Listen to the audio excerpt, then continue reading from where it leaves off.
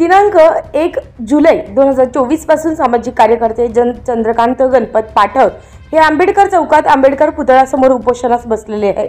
त्यासाठी गावातील काही सामाजिक कार्यकर्त्यांनी संघटनेने बाबांना पाठिंबा दिला होता, परंतु बाबांनी जी माहिती संघटनेला कार्यकर्त्यांना पुरवली ती साफ खोटी होती। बाबांच्या मागण्यांनुसार त्र्यंबकेश्वर मंदिरापासून 100 मीटर कुशावर्त चौकापासून 100 मीटर अतिक्रमण काढण्यात यावे, तसेच चौकी माथा, इंदिरानगर, राजवाडा, कामगार चाळ या इतर ठिकाणच्या जे काही घर आहे ते मी तुम्हाला कायमस्वरूपी आणि त्यांचे सातबारा बनवून देतो अशी खोटी माहिती पुरवून संघटनेकडून पाठिंबा घेतला होता।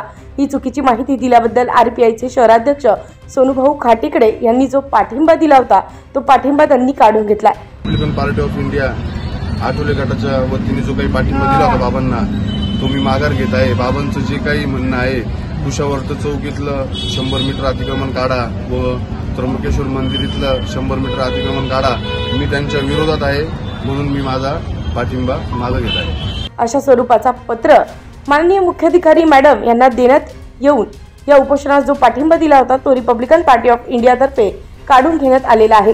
यावेळी सोनूभाऊ खाटीकडे, आरपीआय शहराध्यक्ष आरिफ शाह, गणेश भालेराव, नाना दोंदे, प्रहार तालुका अध्यक्ष हौशीराम अंबापुरे, सुभाष सोनवणे, आकाश सोनवणे, दिलीप सोनवणे, अनंत उपाध्याय, पवन सोनवणे, ऋषी खाटीकडे आणि कार्यकर्ते उपस्थित होते।